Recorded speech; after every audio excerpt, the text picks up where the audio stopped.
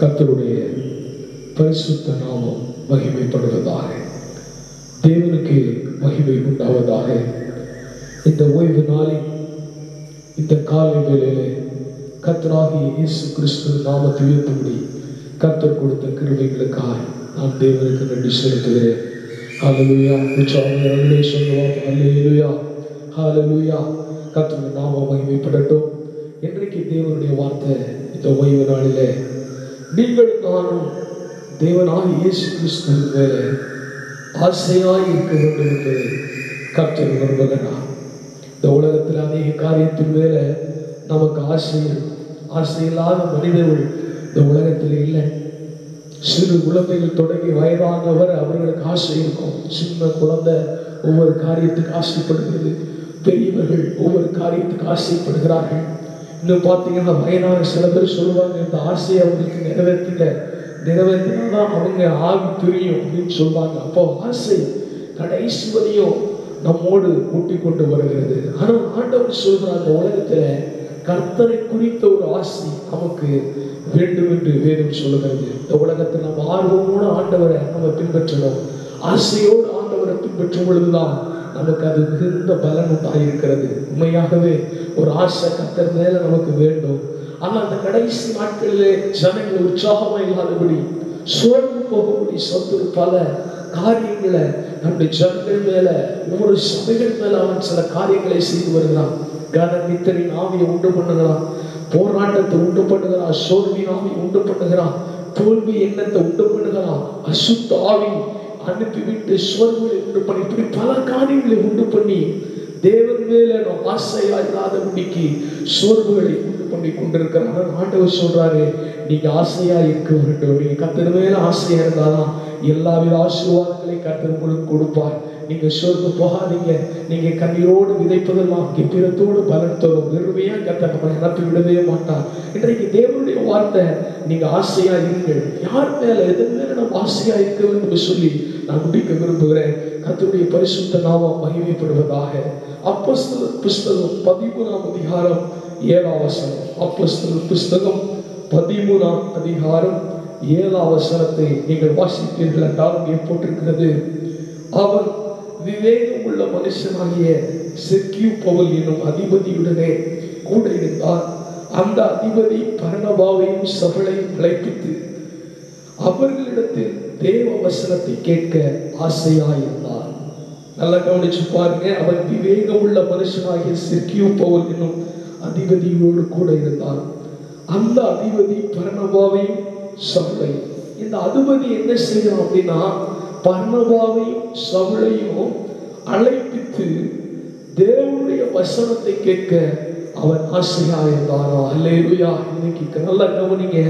முதல் ஆசை நமக்கு எதன் மேல இருக்கணும்னு ஆண்டவர் சொல்றாருன்னா, தேவ வசனத்தை கேட்க நமக்கு ஆசை இருக்க வேண்டும். அல்லேலூயா. இன்னைக்கு ஆசையா இருக்குன்னு சொன்னார். முதல் ஆசை எதன் மேல இருக்குன்னா, தேவ வசனத்தை கேட்க நீங்கள் ஆசையா இருக்கும் பொழுது கர்த்தர் உங்கள் வாழ்க்கையில் அற்புதங்களை செய்ய ஆரம்பிப்பார். அந்த வசனமா நமக்கு ரொம்ப முக்கியம். வேதத்தை பார்த்தீங்கன்னா யாரு கூட அதிபதி கூட இருந்துச்சுன்னா, பொல்லாத 6ஆம் வசனம் 13:6 நீங்கள் வாசிப்பீர்கள் என்றால், பரியேசு என்னும் பேர் கொண்ட மாயவித்த காரணம் கள்ளத்திற்கு தரிசி. நன்றாய் நீங்கள் ஒரு அதிபதி இருக்கிறான் அந்த தேசத்துல. நீங்கள் கவனித்து பார்த்தீர்கள் என்றால், பாப்பப்பட்டன வரைக்கும் தீவை கடந்து வந்த போது அங்கே ஒரு மாயவித்தைக்காரன் இருக்கிறான். அவனோடு கூட ஒரு அதிபதியும் இருக்கிறான். அந்த மாயவித்தைக்காரன் என்ன செய்யறான் அப்படின்னா, இது விவேகம் உள்ள அதிபதி செர்கியு பவுல் என்கிற அதிபதி கூடவே இருக்கிறான். அவன் என்ன செய்யறான், அவன் கூடவே இருக்கிறான். அவன் கூட இருந்தாலும் அந்த அதிபதிக்கு ஒரு ஆசை வந்தது. பவுலையும் அதாவது சவுலையும் பர்னபாவை அழைச்சி தேவ வசனத்தை கேட்க வேண்டும் என்று ஒரு ஆசை அவனுக்குள்ளே கர்த்தர் ஏற்படுத்தினார். அல்லேலூயா. இன்றைக்கு கர்த்தருடைய வார்த்தை சொல்கிறது, நீங்கள் தேவ வசனத்தை கேட்க ஆசையா இருப்பீர்கள் என்றால் கர்த்தர் உங்கள் வாழ்க்கையில மேன்மையான ஆசீர்வாதத்தை கொடுக்க அவர் போதுமானவராய் இருக்கிறார். அல்லேலூயா. உற்சாகமே சொல்லுவா. ஆண்டவர் சொல்றார், கர்த்தருடைய வசனத்தை கேட்க ஆசையா இருந்தான் அந்த அதிபதி. கர்த்தருடைய வசனத்தை கேட்க ஆசையா இருந்தான், ரொம்ப ஆசையா இருந்தான். அவன் கூட ஒரு மாயவித்த காரணம் கள்ளத்திற்கு தெரிவித்திருந்தான். நன்றாய் கவனிங்கள். இன்றைக்கு நம்முடைய வாழ்க்கையில அவன் நம்ம வாழ்க்கையில இந்த பொல்லாத அசுத்தாவி கூட இருக்கும் பொழுது அவனிடத்திலிருந்து ஒரு விடுதலை வர வேண்டும் என்றால் ஆண்டவர் சொல்கிறார், கர்த்தருடைய வசனத்தை கேட்க நீங்கள் ஆசையா இருக்க வேண்டும். கர்த்தருடைய வசனத்தை கேட்க ஆசையா இருக்கும் பொழுதுதான் ஆண்டவர் கட்டுகளிலிருந்து நம்மை விடுதலை தருவார். வேதம் சொல்கிறது கர்த்தருடைய வார்த்தை மிகவும் முக்கிய ஒரு மனுஷனுக்கு. அந்த வார்த்தை தான் இயேசு கிறிஸ்து இந்த வேதத்தில் வாசிக்கிறோம். ஆதியில் அந்த வார்த்தை இருந்தது, அந்த வார்த்தை தேவனிடத்திலிருந்து தேவனாய் இருந்தது. வேதத்தில் நம்ம வாசிக்கிறோம், அந்த வார்த்தை தான் மாமிசமாகி இன்றைக்கு இயேசு கிறிஸ்து தம்முடைய சொந்த ரத்தத்தையே சிந்தி அவர் தம்முடைய சபையை, தம்முடைய பிள்ளைகளை, ஒவ்வொரு மக்களையும் அவர் மீட்டிருக்கிறார். வேதம் சொல்கிறது இன்றைக்கு கர்த்தருடைய வசனத்தின் மேல் நீங்கள் வாஞ்சையாய், அதாவது ஆசையா இருக்க வேண்டும். நீங்கள் ஆசையா இருக்கும் பொழுதுதான் கர்த்தருடைய மகிமை உங்கள் மேல புறப்படும். அதான் கவனிங்கள், அந்த அதிபதி என்ன செய்தானா, கர்த்தருடைய வசனத்தை கேட்க அவன் ஆசையா இருந்தான். அவன் வாழ்க்கையில கர்த்தர் அற்புதங்களை செய்ய ஆரம்பித்தான்.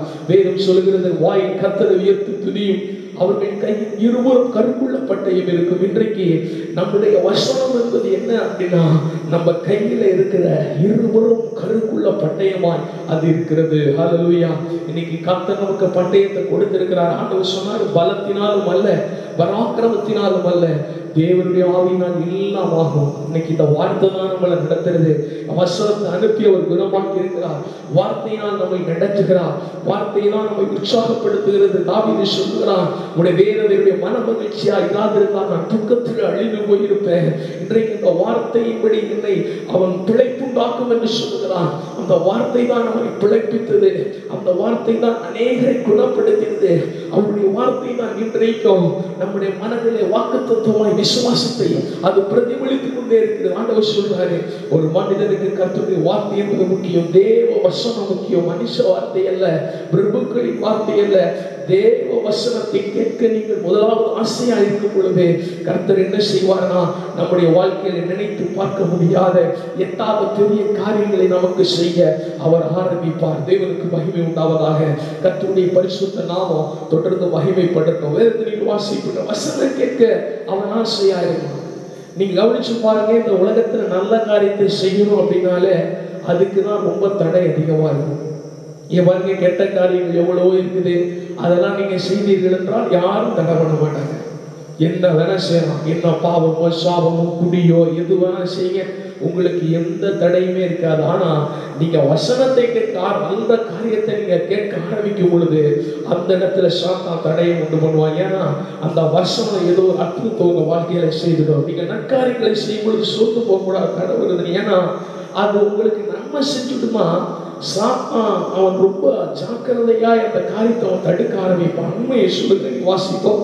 அப்போஸ்தலர் புஸ்தகம் 13ஆம் அதிகாரத்திலே நீங்கள் 6, 7, 8 வாசித்திருந்தால் பார்த்தீங்கன்னா அங்க போட்டிருக்குது, அந்த பொல்லாத மனுஷன், அந்த வாய வித்தைக்காரன் என்ன செய்தான் அப்படின்னா, அதிபதி விசுவாசத்திற்கு திருப்பும்படி வகை தேடி அவர்களோடு எதிர்த்து நின்றான். கவனிகள், இன்றைக்கு அவன் என்ன செய்வான் அப்படின்னா, அந்த விசுவாசம், அந்த வசனத்தை நம்ம கேட்க கூடாதுபடி, நம்ம வசனத்தை கேட்கணும், நம்ம ஆசையா இருக்கணும், ஆசையா வரும், ஆனா கேட்க கூடாதபடி இந்த சத்துரு என்ன செய்கிறான்னா, உங்களை விசுவாசத்திற்கு திருப்பும்படி அவன் வகை தேடுகிறான் என்று வேதம் சொல்லுகிறது.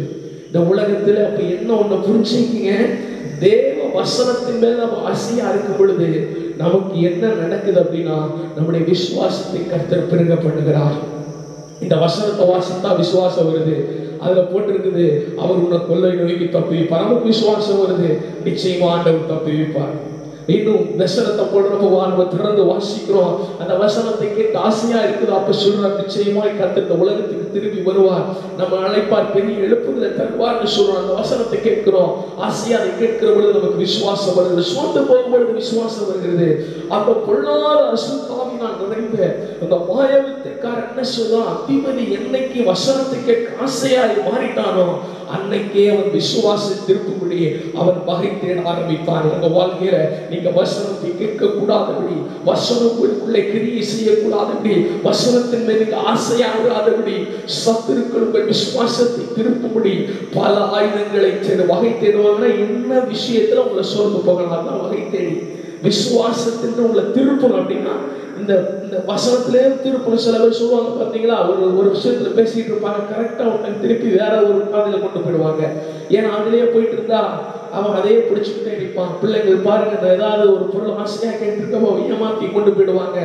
இன்னும் சொல்ல போனா ஒரு வாகனங்கள் சொல்லாத ஒரு சில இடத்துல போய் கொண்டு இருக்கும் பொழுது அங்க போர்டு வச்சிருப்பான், நீங்க கொஞ்சம் விலகி போங்க, வேறு பாதையில போங்க. அப்போ அவன் என்ன செய்யறான்னா, இந்த வசனம் கேட்க ஆசையா இருக்கு, விசுவாசம் வளர ஆரம்பிச்சிருவான். அவன் கர்த்தரை நம்ப ஆரம்பிச்சிருவான், கர்த்தர் பெரியவர் நம்ப ஆரம்பிச்சிருவான். மேகம் போல் சூழ்ந்திருக்கிற அற்புத அடையாளங்களை பார்க்கும்போது அவன் கர்த்தரை நம்ப ஆரம்பிச்சோம், விசுவாசம் வந்துடுது. அவன் என்னைக்கு கர்த்தரை வசனத்துக்கு ஆசையா இருந்தானோ அன்னைக்கே அவன் விசுவாசத்தை எந்த வகையில திருப்பலாம், அவன் விசுவாசத்தை திருப்பிடுன்னு அந்த சத்துருவானவன் வகை தேட ஆரம்பித்தான் என்று சொல்லுகிறேன். கர்த்தருடைய வசனத்தை கேட்க நீங்கள் ஆசைப்படுகிற பொழுது சத்துருவானவன் என்ன செய்வான் தெரியுமா?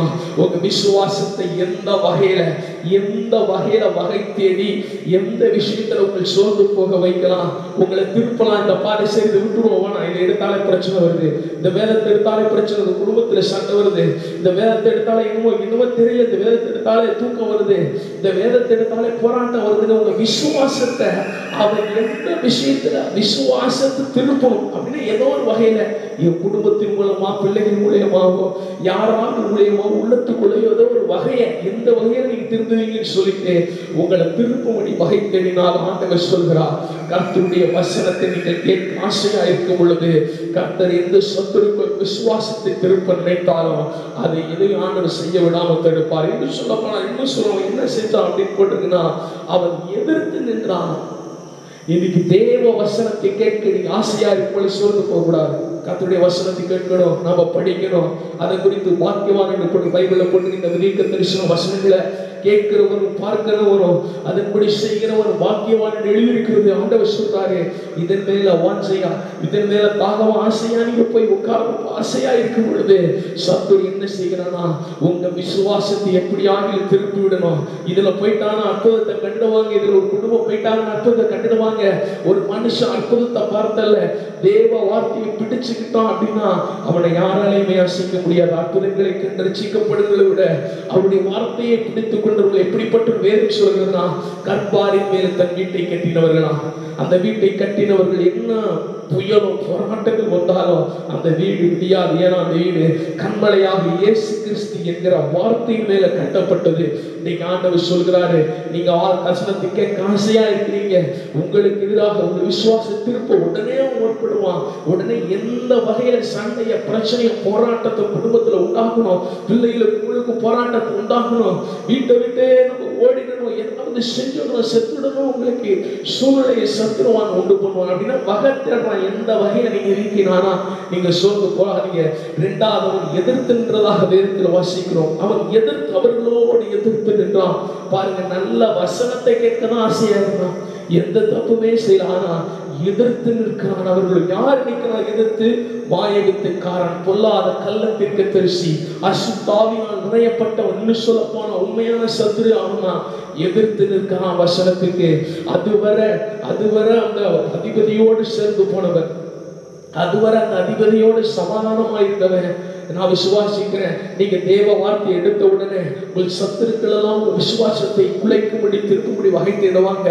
இரண்டாவது உங்களோடு பயங்கரமா எதிர்த்து நிற்பாங்க. சோர்ந்து போகாதீங்க, கர்த்தர் உங்களோடு அற்புதங்களை செய்வார். இன்னைக்கு நம்ம செய்ய வேண்டிய முதல் காரியம், நம்ம தேவ வசனத்தை கேட்கும்படி நாம் ஆசையா தான் இருக்கணும். அவருடைய வசனத்தை கேட்க கேட்க கேட்க கேட்க அது நம்முடைய வாழ்க்கையில் அற்புதங்களை செய்யும். சத்துரு திசை திருப்புவான், உங்க வாழ்க்கையில விசுவாசத்தை திசை திருப்புவான், உங்க குடும்பத்துல பிரச்சனையை கொண்டு திசை திருப்புவான், போராட்டங்களை கொண்டு திசை திருப்புவான், பொருளாதார குறைகளை உண்டு கொண்டு திசை திருப்புவான், இன்னும் இழப்புகளை ஏற்படுத்தி திசை திருப்புவான். ஒன்று நிச்சயம், அவன் எதிர்த்து நிற்பான், உங்களோடு எதிர்த்து நிற்பான். அந்த ஆவியானவர் உங்களை கைவிடவே மாட்டார். கர்த்தருடைய வசனத்தை கேட்க நீங்க ஆசையா இருக்கிறீங்களா? நீங்க சோர்ந்து போகாதீங்க. எவ்வளவு தூரம் நெருக்க வருகிறதோ, எவ்வளவு தூரம் பாடுகள் வருகிறதோ, கர்த்தர் அற்புதங்களை செய்ய போகிறார் என்று அர்த்தம். கர்த்தர் அதிசயங்களை செய்ய போகிறார் அர்த்தம். உனக்கு எட்டாத பெரிய காரியங்களை உனக்கு அறிவிக்க போகிறார் என்றும், நீ நினைப்பதற்கு மேலாக காரியங்களை வாய்க்க பண்ண போகிறார் என்று அர்த்தம். உயர்ந்த ஸ்தானங்களில் உன்னை நிறுத்த போகிறார் என்று அர்த்தம். அதனாலதான் விசுவாசத்தை திரும்பும்படி உன்னை சோர்ந்து போக தருகிற வகை தேடி கொண்டிருக்கிறான். உன்னோடு எதிர்த்து நிற்பான். அதுவரை எதிர்த்து நிற்காத குடும்பங்கள், மனிதர்கள், எதிரிகள் எதிர்த்து நிற்பாங்க. ஆனால் நீங்க வசனத்தை பிடிச்சுக்கிட்டு நின்னீங்கன்னா கர்த்தர் உங்கள் வாழ்க்கையில் அற்புதங்களை செய்வார். ஒரு நாள் வெட்கப்படுத்த மாட்டார். இந்த வசனத்தை தூக்குறவங்களை ஒரு நாள் வெட்கப்படுத்த மாட்டார். ஹல்லேலூயா. இன்றைக்கு இந்த வசனம் என்ன செஞ்சது? ஆசையா இருந்த பொழுது அந்த சத்துருக்களை ஜெயிச்சுதா என்ன செஞ்சது?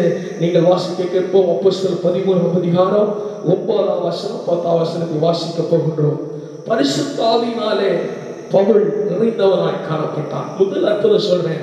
நீங்க வசனத்தை கேட்க ஆசையா இருக்கும் பொழுது, வசனத்தை வாசிக்க ஆசையா இருக்கும் பொழுது, தேவனுடைய வார்த்தைகள் மேல் உங்களுக்கு ஒரு ஆசை வருகிற பொழுது என்ன அற்புதம் நடக்கிறது ஆண்டவர் சொல்றாருன்னா, பரிசுத்த ஆவியானவர் உங்களுக்காய் வைராக்கியம் கொள்ளுகிறார். ஹல்லேலூயா.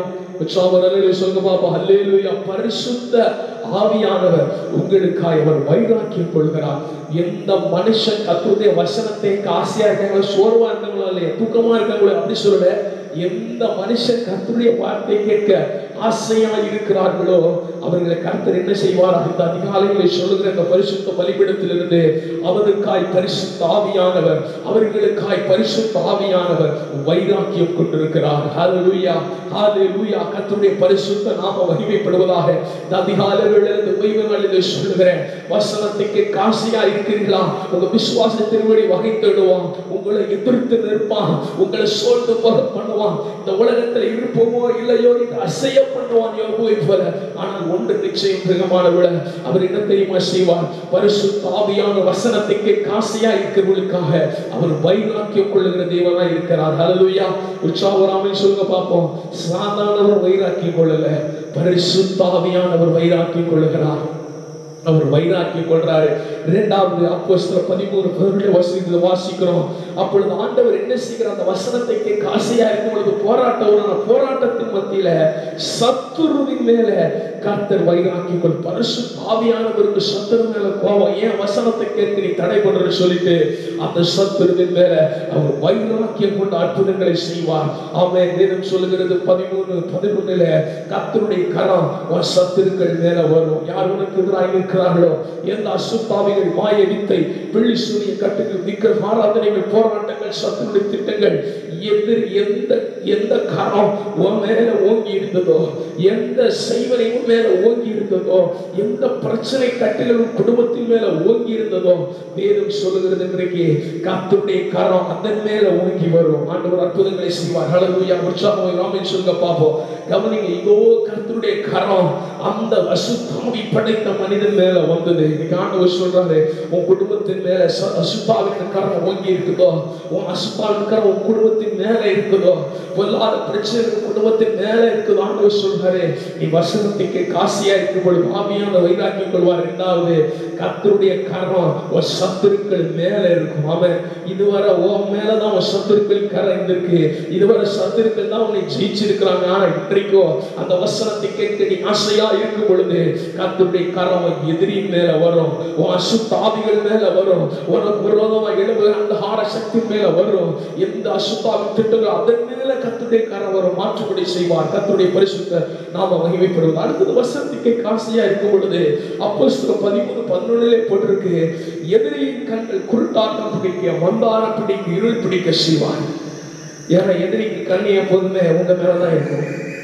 எப்பொழுதும் உங்களை பார்த்துக்கிட்டே இருக்கான். என்ன செய்யலாம்? ஏன்னா தாவீது சொல்கிறான், அவன் எப்போது சாவான், அவன் பேர் எப்பொழுது அழியும் என்று செய்யறானா? சத்துருக்கள் பார்த்துக்கிட்டே இருக்காங்களா? படுக்கை மேல கிடக்கிறானா? தீரா வியாதி பிடித்துதான் அவன் எழுந்திருப்பதில்லை, பார்த்துக்கிட்டே இருக்கிறாங்க. என் கால் செருக்கிறது சத்துரு பார்த்துக்கிட்டே இருக்கிறான். சத்துருவின் கண்கள் உங்க மேல நோக்கி. ஆனா ஆண்டவர் சொல்றாரு, இந்த வசனத்தை கேட்க நீ ஆசையா இருக்கும் பொழுது சத்துருடைய கண்கள் குருட்டாட்டம் பிடிக்க, மந்தாரம் பிடிக்க, இருளில் பிடிக்க கர்த்தர் அற்புதங்களை செய்ய. நீ முன்னே அவன் பார்க்க மாட்டான். ஏன்னா அவனுக்கு ஒரு குருட்டாட்டத்தை கர்த்தர் ஏற்படுத்துவார். வேதம் சொல்கிறது, என் தாசனாகிய யோபின் மேல நீ வைத்தாயோ, கண் வைத்தாயோ, நீ பெரிய திட்டங்களை வைத்தாயோ என்று வேதம் சொல்கிறது நாம் பார்க்கிறோம். நீங்கள் கவனித்து பாருங்கள். எதிரியின் கண்கள், இதுவரை உன்னை துன்பப்படுத்தின எதிரியின் கண்கள், இதுவரை உன்னைய பொன்னையே பார்த்து கொண்டிருந்த எதிரியின் கண்கள், உன் வாழ்வில் உன் போக்கு வரத்து, உன் பிள்ளைகளுடைய செல்வாடுகள், உன்னுடைய உயர்வுகளை பார்த்துக்கிட்டே இருந்த எதிரியின் கண்களை கர்த்தர் குருட்டாட்டம் பிடிக்க, அது மந்தாரமாக இருளாக கர்த்தர் அந்த வசனத்தினால் அற்புதங்களை செய்வார். அவன் அடுத்ததாய் அப்போஸ்தலர் 13:11 உன் சத்துருக்கள் தடுமாறுவார்கள்.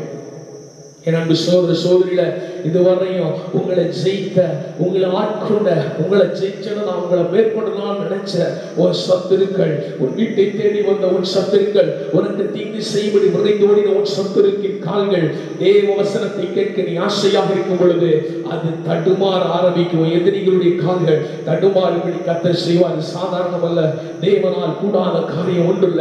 கர்த்தருடைய பரிசுத்த நாம மகிமைப்படுவதாக. கர்த்தருடைய வசனம் சாதாரணமானது அல்ல, அது பரிசுத்த ஆவியானவரை பயிராக்கிக் கொள்ள செய்யும். ஹல்லேலூயா. கர்த்தருடைய வசனம் எதிரின் மேல கர்த்தருடைய கரம் வைக்கும்படி செய்யும். கர்த்தருடைய வசனம் எதிரியுடைய கண்களை குருட்டாட்ட பிடிக்க செய்யும். கர்த்தருடைய வசனம் சத்துருக்களை, அசுத்தாவிட வல்லமைகளை தடுமாறும்படி செய்யும். அடுத்தது கர்த்தருடைய சத்தம், அந்த வார்த்தை என்ன செய்கிறது என்றால் வேதம் சொல்லுகிறது, அப்போஸ்தலர் 13:12 அவன் அதிசயப்பட்டு விசுவாசித்தான். உங்களுக்குள்ள இன்னும் அதிசயமான விசுவாசத்தை அது ஏற்படுத்த ஆரம்பிக்குமா? உங்களுக்குள்ள இந்த விசுவாசம் வரும். கர்த்தர் அற்புதங்களை செய்ய செய்ய இதை பார்க்க உங்களுக்குள்ள விசுவாசம் வரும். கர்த்தர் தான் அப்படிதான் உங்களை ஆசீர்வதிக்க போகிறார். கர்த்தருடைய பரிசுத்த நாமம் மகிமைப்படும். நம்ம செய்ய வேண்டிய ஒரே வேலை தேவ வசனத்தை கேட்க ஆசையா இருக்கணும். அந்த வசனத்தை ஏற்றுக்கொள்ளணும். அந்த வசனத்தை ருசிக்கணும். அந்த வார்த்தை நமக்குள் போக போக சத்துருக்கள் எழுப்பி நின்றாலும் இதுவரை நடந்திடாத அற்புதங்கள் அடையாளங்களை செய்து கர்த்தரை உங்களை வல்லமையாக நடத்த அவர் போதுமானவராய் இருக்கிறார். கர்த்தருடைய பரிசுத்த நாமம் மகிமைப்படுவதாக. அவர்களே சொல்லுங்க பார்ப்போம். அல்லேலூயா, அல்லேலூயா. கர்த்தருடைய பரிசுத்த நாமம் மகிமைப்படுவார். அடுத்தது எதன் மேலே வாஞ்சையா ஆசையா இருக்க வேண்டும் எடுத்து வாசிக்க போகின்றோம். சங்கீத புஸ்தகம் 63ஆம் அதிகாரம் 2ஆம் வசனம். முதலாவது தேவ வசனத்தின் மேல் ஆசை. இரண்டாவது சங்கீதம் 63:2 இப்படியே பரிசுத்த ஸ்தலத்தில் உம்மை பார்க்க ஆசையா இருந்து உமது வல்லமையும் உமது மகிமையும் கண்டேன். மீண்டும் வாசிக்கிறேன். பரிசுத்த ஸ்தலத்திலே உம்மை பார்க்க ஆசையா இருக்கு. இரண்டாவது எதன் மேல ஆசையா இருக்க வேண்டும் என்று வேதம் சொல்லுகிறது என்றால் பரிசுத்த ஸ்தலத்திலே அவரை பார்க்க ஆசை. அது ரொம்ப முக்கியம். இந்த உலகத்துல அவரை நிறைய இடத்துல பார்க்கலாம். நீங்க பாத்தீங்கன்னா ஆராதனை கூட யூடியூப்ல பார்க்கலாம், வாட்ஸ்அப்ல பார்க்கலாம். உலகத்தில் உள்ள ஒவ்வொருவங்களும் போடுறாங்க. எத்தனையோ டிவியில நீங்க பாக்குறீங்க. இந்த இடத்துல அவரை பார்க்கிற சூழ்நிலை இப்ப ஏற்படுத்தி இருக்குது. ஏன்னா தடை இருக்குது. ஆனா ஆண்டவர் சொல்றார், நல்லதுதான் பார்க்க வேண்டியது. ஆனா ஆண்டவர் சொல்றாரு, பரிசுத்த ஸ்தலத்தில தேவனை பார்க்க நீங்கள் ஆசையா இருக்க வேண்டும். அதான் தேவ வசனத்தை கேட்க நீங்க முதல்ல ஆசையா இருக்கணும். இரண்டாவது பரிசுத்த ஸ்தலத்தில தேவனை பார்க்க ஆசையா இருக்கணும். உலகத்துல அநேக இடத்துல ஆண்டவரை பார்க்கலாம், அநேக இடத்துல பார்க்கிற மாதிரி இப்ப சூழ்நிலை இருக்கு. ஆனா நீங்க ஆலயத்துல அவரை பார்க்க ஆசையா இருக்கு. தாவீது சொல்வது, எப்பொழுதும் உடைய சமூகத்துல வந்து நிற்பேன். 1000 நாட்களில் பார்க்கிற பிரகாரங்களில் செல்லும் ஒரே நான் நல்லது. ஆகாவியத்தின் கூடாரங்களில் குடியிருப்பதை பார்க்கிறோம். என் தேவனுடைய ஆலயத்தில் தங்கியிருப்பதை நாடுவேன். ஆலயம் மிகவும் முக்கியம் பிரியமானவர்களே. ஆலயம் சொந்த ரத்தத்தினாலே அவர் சேர்த்ததுக்கு பேர் தான் சபை. ஆலயம் அது ரொம்ப முக்கியம். அதை நீங்க அலட்சியப்படுத்த கூடாது. அது அலட்சியப்படுத்துகிறது அல்ல, அது எதற்கு நிகரல்ல. நான் இந்த வார்த்தையை கேட்டுட்டேன் அதனால ஆலயத்துக்கு போக மாட்டேன்னு சொல்லக்கூடாது. அதுக்கு நிகர்லாம் கிடையாது. பரிசுத்த ஸ்தலத்தில் உள்ள வல்லமைதான். ஏன்னா அவரே சொல்லியிருக்கிறார், ஒரு வல்லமையும் மகிமை அதுல கண்டேன். பரிசுத்த ஸ்தலத்துலதான் ஆண்டவர் வல்லமையும் மகிமையும் வச்சிருக்கிறார். நல்ல வல்லமைய நல்ல மகிமைய பரிசுத்த ஸ்தலத்துல வச்சிருக்கிறாரு. இப்போ ரொம்ப ஒரு கட்டுப்பாட்டுக்குள்ள நம்ம இருக்கிறோம். இந்த நிச்சயமா இந்த கட்டுப்பாட்டுகள் தகுந்தவுடன் நீங்க ஒழுங்கா சபைக்கு வரணும். ஏன்னா பரிசுத்த ஸ்தலத்துல கர்த்தரை பார்க்க நீங்க ஆசையா இருக்கும் பொழுதுதான் அற்புதங்களை செய்வீர்கள். 1000 காரியங்களை நீங்கள் கேட்டாலும் ஆண்டவருடைய ஸ்தலத்துல அவரை பார்க்க நீங்கள் ஆசையா இருக்க வேண்டும். ஏன்னா வல்லமையும் மகிமையும் அந்த ஸ்தலத்துக்குள்ள இருக்குது. உற்சாகமாய் சொல்லுங்க பாப்போம். ஹல்லேலூயா. கர்த்தருடைய பரிசுத்த நாமம் மகிமைப்படுவதாக ஆண்டவர் சொல்றாரு. பரிசுத்த ஸ்தலத்தில் ஆண்டவரை பார்க்க ஆசையா இருந்தான் தாவீது. நன்றாய் கவனிங்கள். நான் விசுவாசிக்கிறேன், தாவீதுக்கு பெரிய லாக்டவுன் வந்திருக்கு நினைக்கிறேன். நீங்க நினைச்சிட்டு இருக்கிறீங்க நமக்கு தான் இந்த ஊரடங்கு உத்தரவு, இந்த பிரச்சனை, இந்த தடைகள் என்றால் தாவீதுக்கு தடை வந்திருக்கிறது. ஏன்னா அவன் பரிசுத்த ஸ்தலத்திற்கு போகக்கூடாது. அப்படி தடை. தாவீது பரிசுத்த ஸ்தலத்துக்கு போகக்கூடாது. என்ன அப்படி தடை நடந்துச்சு? 63:1 வசனத்துக்கு மேல அந்த பிராக்கெட்ல போட்டிருக்க வசனத்தை நீங்க வாசித்து, தாவீது யூதாவின் வனாந்திரத்தில் இருக்கையில் பாடின சங்கீதம். அவன் யூதாவின் வனாந்திரத்தில் இருக்கிறான். அந்த வனாந்திரத்திலிருந்து திருப்பி வர முடியல. ஆனா அவனுக்கு ஆசை, நான் பரிசுத்த ஸ்தலத்துல தேவனை பார்க்க நான் ஆசையா இருக்கேன். ஹல்லேலூயா. ரொம்ப விருப்பமுள்ளவன் ஆலயத்தின் மேல, ஆலயம் கட்டுறதுக்கு எல்லா காரியங்களையும் தாவீது தான் செய்து வைத்தாரு. ஆனால் ஆண்டவரோ அவனுடைய மகன் சாலமோன் காலத்திலே அவன் மூலமாய் ஆலயத்தை கட்ட கிருபை கொடுத்தான். ஆலயத்தை கட்டணும்னு எண்ணம் தாவீதுக்கு தான் வந்தது. வேதத்தில் வாசிக்கிறோம், நாம ஆலயத்தை கட்டு மட்டும் ஒரு வாசஸ்தலத்தை காண மட்டும் என் கண்ணுக்கு நித்திரை உறக்கத்தை நான் வரவே விட மாட்டேன்னு சொன்னவன் தாவீது. அதற்கு பொருளை சேர்த்தவன், அதற்கான காரியங்களை சேர்த்த. வேதத்தில் போட்டிருக்கிறது, அந்த மனுஷனுக்கு ஒரு லாபம் வந்திருக்கு, அவனுக்கு ஒரு தடை வந்திருக்குது, பரிசுத்தத்துக்கு போக முடியாது. அவன் சொல்றான், நான் வனாந்தரத்துல இருக்கிறேன், எனக்கு ஆசையா இருக்குது ஆலயத்துக்கு போகணும். ஏன்னா அந்த ஆலயத்துக்குள்ளதான் கர்த்தர் வல்லமையும் மகிமையும் வைத்திருக்கு. அதனாலதான் நாங்க இந்த ஆலயத்திலிருந்து வசனத்தை கொடுத்து கொண்டே வருகிறேன். இந்த பரிசுத்த பலிபீடத்திலிருந்து இந்த அதிகாலை வேளையில வசனத்தை கொடுத்து வருகிறேன். இந்த ஓய்வு நாளில் நீங்கள் அவரை பார்க்க ஸ்தலத்தில், பரிசுத்த ஸ்தலத்துல, பிரகாரத்திலே, மகா பரிசுத்த ஸ்தலத்துல, இந்த ஆலயத்துல அவர் பார்க்க ஆசையா வாங்க நான் கூப்பிடல. இந்த பிரச்சனைகள் ஓய்ந்தவுடன் நீங்க வரும் பொழுது கர்த்தர் வல்லமையும் மகத்துவத்தையும் உங்கள் வாழ்க்கையில செய்வார். கர்த்தருடைய பரிசுத்த நாம மகிமைப்படுவதாக.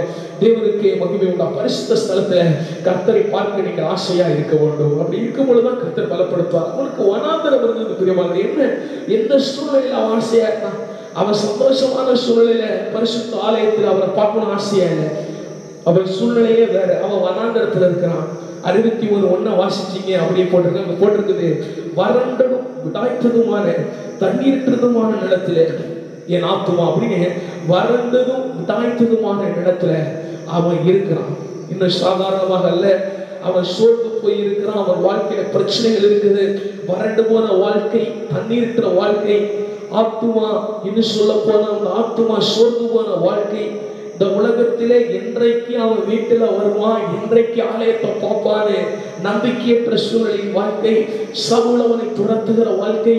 ஒரு நாயை போல, அவன் சொல்றான், செத்த நாயை போல, ஒரு ஒரு பரதேசியை போல அவன் ஓடிக்கொண்டிருந்த நாட்களிலே அவன் சோர்ந்து போய் யூதாவின் வனாந்திரத்தில் கீழே ஒரு பாடன பாட்டு தான், நான் பரிசுத்த ஸ்தலத்திலே கர்த்தரை பார்க்க ஆசையா இருக்கிறேன்.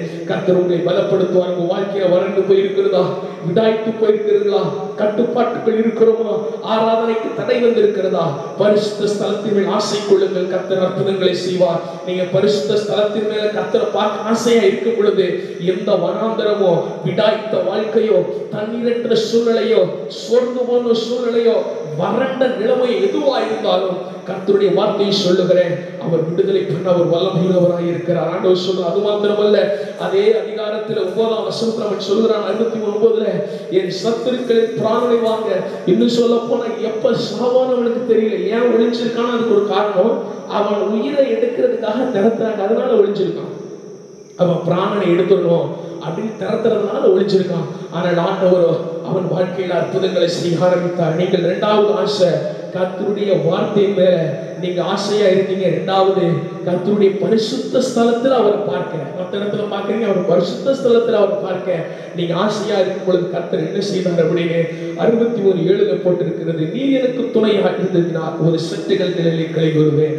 அவருக்கு கர்த்தர் துணையா இருந்தார். அவன் நீங்க நம்ம நினைக்கிறோம், கர்த்தர் துணையா இருந்தா ஏன் வனாந்தரத்துக்கு போனாரு, கர்த்தர் துணையா இருந்தா ஏன் விடாய்த்து போனாரு, கர்த்தர் துணையா இருந்தா ஏன் வறண்டு தண்ணீர்த்த சூழல போனாரு, ஏன் ஓட்ட ஓடுறாரு, ஏன் உயிருக்கு பயந்து காப்பாத்திக்க போனாரு. ஒருவேளை ஆண்டவரை பிடிச்சுக்கலாம்ல நீங்க நினைக்கலாம்.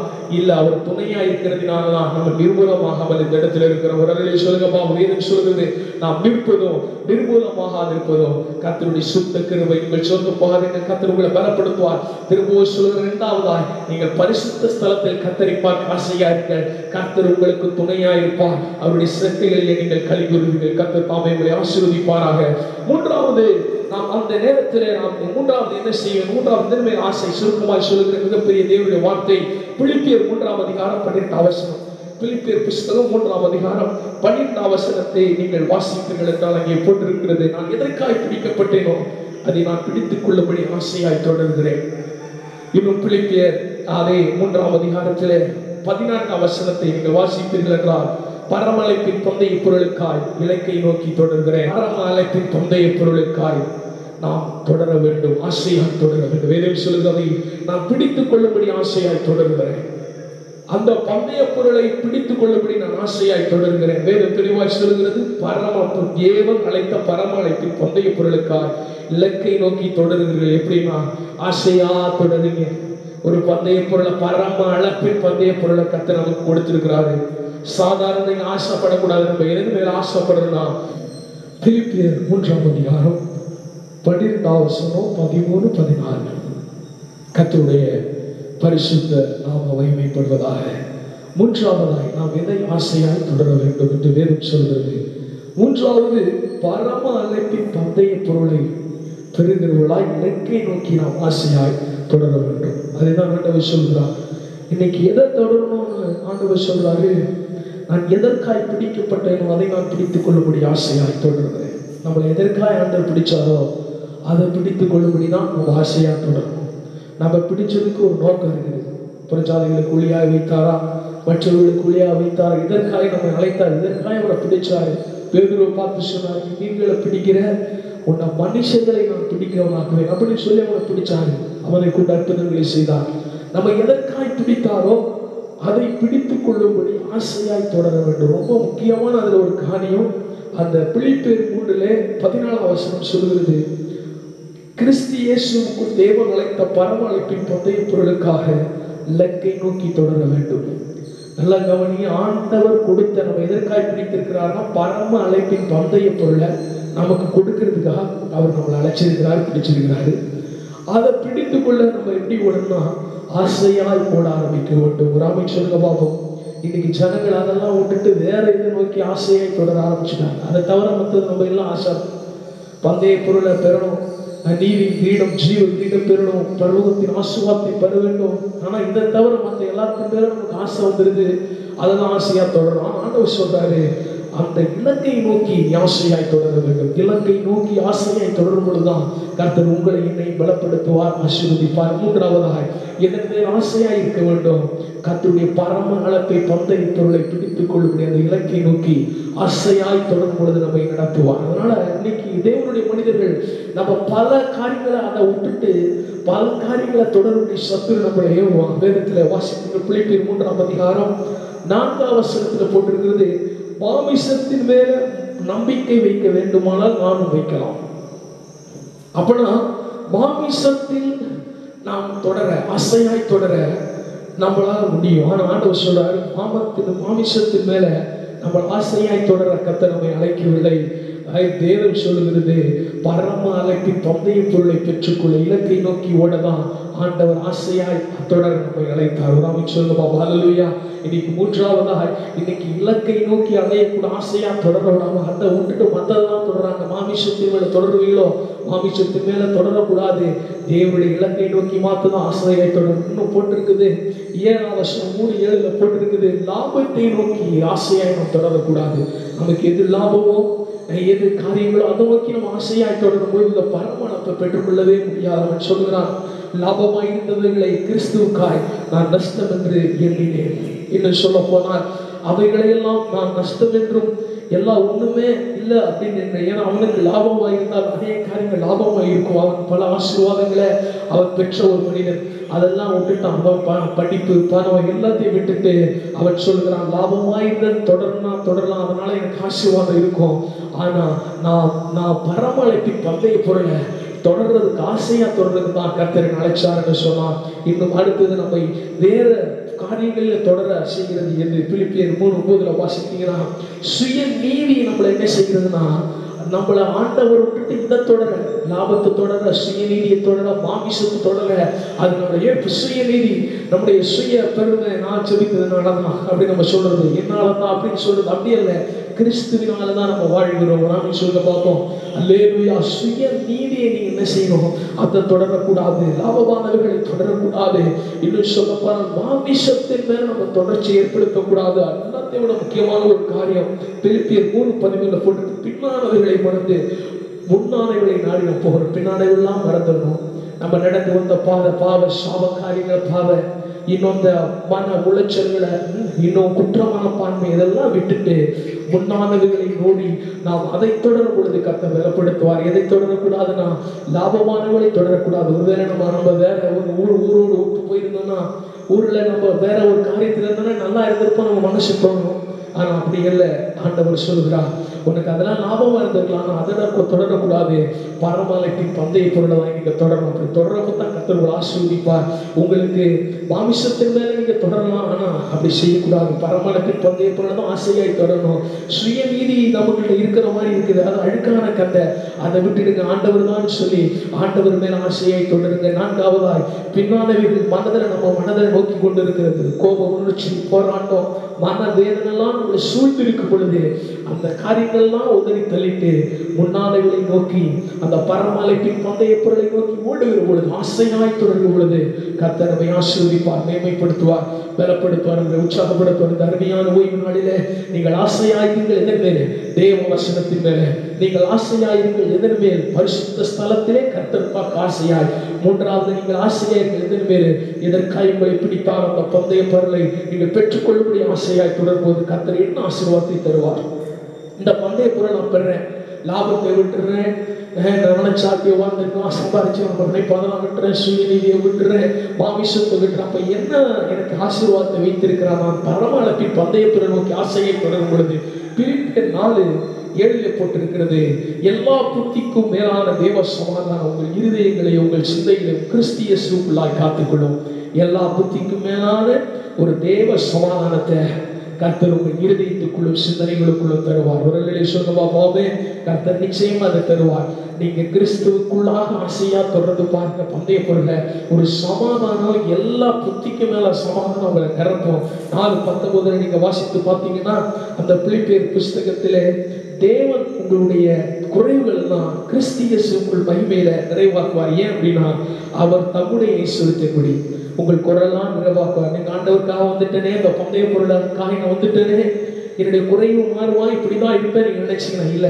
உங்க குறைவெல்லாம் மகிமையின் ஐஸ்வரியத்தினால அவர் நிச்சயமா நினைப்பார். உங்களை குறைவாக வைக்க மாட்டாரு, சமாதான குறைவாக வைக்க மாட்டார், பொருளாதாரத்தில் குறைவாக வைக்க மாட்டார், இதிலே குறைவாக வைக்க மாட்டார். அடுத்ததாய் பிலிப்பியர் 4:13 போட்டிருக்கிறது, என்னை பலப்படுத்த கிறிஸ்துவினால் எல்லாவற்றையும் செய்ய எனக்கு பலன், எல்லாவற்றையும் செய்ய கர்த்தர் உங்களுக்கு பலன் தருவார். மற்ற காரியத்தை நீங்க சில காரியத்தை நமக்கு அறியாம இருக்கனால எல்லாரையும் தேடிட்டு கெஞ்சிட்டு நிற்போம், இந்த இதை செஞ்சுட்டாங்க அதை செஞ்சுட்டாங்க. ஆண்டவர் சொல்றாரு, எல்லாவற்றையும் செய்ய உனக்கு கர்த்தர் பலன் கொடுப்பார். ஏன் தெரியுமா? நீ பந்தய பொருளை நோக்கி ஆசையாய் தொடர்கிறதுனால, லாபத்தை தொடரல, மக்களை தொடரல, ஊரை தொடரல, ஜாதி ஜனங்களை தொடரல, தொடர்ல, சுய நீதியை தொடரல, மாமிசத்தை தொடரல. நீங்க அப்படி இருக்கும் பொழுது நிச்சயமாய் கர்த்தர் உங்களை பலப்படுத்தி ஆசீர்வதிப்பாராக. தேவ சமாதானம் உங்க குறைவை மாற்றுகிற நிறைவு பலன் கொடுத்து உங்களை பலப்படுத்துவாராக. கர்த்தர் தாமே உங்களை ஆசீர்வதிப்பாராக. கர்த்தருடைய பரிசுத்த நாம மகிமைப்படட்டும். உங்களுக்காக ஜெபிக்க நான் முடிக்க போகிறேன். எங்களை நேசிக்கிற நல்ல பிதாவே, நீ கொடுத்த நல்ல வேலைக்காக நன்றி செலுத்துகிறோம். இந்த அருமையான அதிகாலை வேளையில பரிசுத்த ஓய்வு நாளில் இப்படி நாமத்தை உயர்த்தும்படி நீ பாராட்டின கிருபைகளுக்கு நன்றி செலுத்துகிறையா. ஆசையாயிருங்கள் என்றோம், தேவ வசனத்தின் மேல் ஆசையாயிருங்கள் என்றோம், பரிசுத்த ஸ்தலத்தில் இயேசுவை பார்க்க ஆசையாயிருங்கள் என்றோம். மூன்றாவதாய் எதற்காய் பிடிக்கப்பட்டீர்களோ அதை பிடித்துக் கொள்ளக்கூடிய ஆசையா இருங்கள் என்று சொன்னீங்களா? நம்முடைய பிள்ளைகள் அப்படி இருக்கும்போது ஓய்வு நாளிலே அவர்களை ஆசீர்வதித்து நடத்துவீராக. கிருபைகளும் வல்லமையும் தீர்க்காயுசு சமாதானம் வரட்டும், கொள்ளைகளிலிருந்து மெய்யான விடுதலை வரட்டும், தேசம் சமாதானமாய் வரட்டும். பெரிய காரியங்களை செய்ய இவர்களை பலப்படுத்துங்க, உயர்த்துங்க. இயேசுவின் நாமத்தில் ரத்தத்தினால் வேண்டுகிறேன், ஜீவனுள்ள நல்ல பிதாவே, ஆமென். கர்த்தர் தாமே உங்களை ஆசீர்வதிப்பாராக.